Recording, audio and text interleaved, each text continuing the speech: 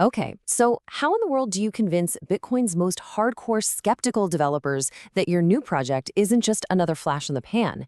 Well, today we're going to break down Qubitcoin's really bold strategy, using a single presentation at MIT, of all places, to try and earn the trust of crypto's absolute toughest audience. So here's the fundamental challenge they're facing. On the left, you've got the default perception, right? Just another quantum-themed altcoin lost in a sea of thousands, probably all hype. The real goal is to get people to see you as what's on the right, a serious Bitcoin-adjacent security research experiment. Now that is a huge leap in credibility. So how do you possibly make that jump? This isn't just about slick marketing. It's about a very, very specific strategic move. And this gets right to the heart of the problem, what we're calling the skeptic's dilemma. In the world of Bitcoin, especially for the folks building its core infrastructure, trust isn't just handed out.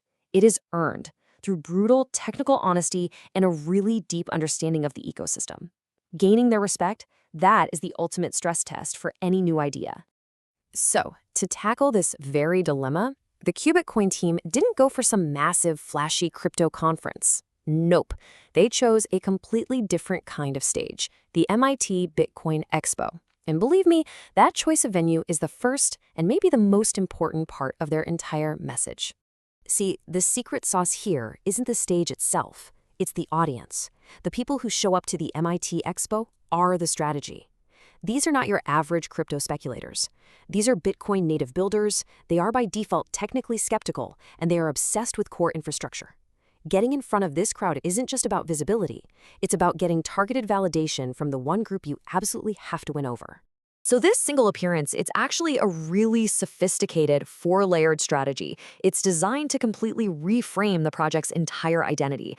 Honestly, it's a bit of a masterclass in strategic positioning. So let's break it down layer by layer. The whole strategy builds up in four distinct layers. It kicks off with legitimacy, then it moves to shaping the narrative, then attracting the right talent, and finally it connects with the actual quantum industry. That first layer is just foundational. I mean, simply by presenting at an MIT-affiliated event, the project creates this instant academic bridge right into the heart of the Bitcoin community. Okay, layer 2 is all about something called narrative alignment. Instead of trying to create a brand new conversation out of thin air, they're plugging directly into a serious one that's already happening. The long-term threat that quantum computers pose to all of today's cryptography. By positioning their quantum proof of work as a relevant piece of research for these future security problems, they suddenly become part of the solutions dialogue, not just another project yelling for attention. And this brings us to the brilliant third layer, attracting talent. This wasn't just some one-off stunt. As you can see on the timeline, it actually builds on their earlier presence at IQ-Hack, which is a purely technical quantum hackathon, also at MIT. This creates this academic continuity, and it signals to the brightest students and researchers that, hey, this is a serious, long-term research project, not just another crypto marketing push. And this right here gets to a fundamental truth for any kind of deep tech project.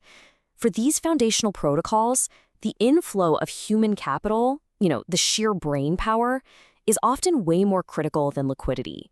Let's be real, attracting top-tier researchers to come build on your platform, that's the ultimate form of long-term investment. And finally, the fourth layer, which connects all of this back to the real world.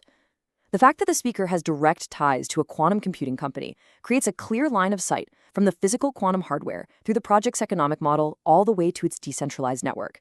It's just a powerful signal that this isn't just theory, this is grounded in what's actually happening with emerging hardware.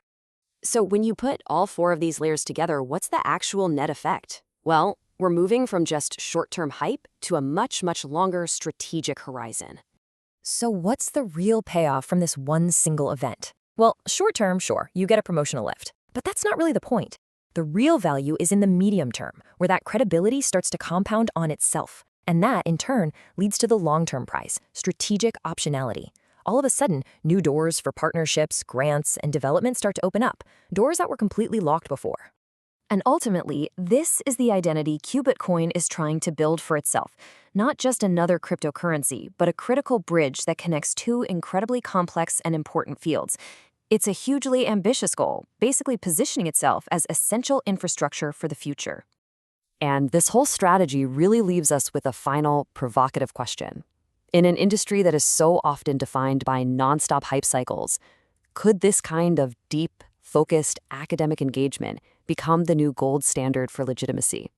Is this what the future of proving long-term value in crypto actually looks like?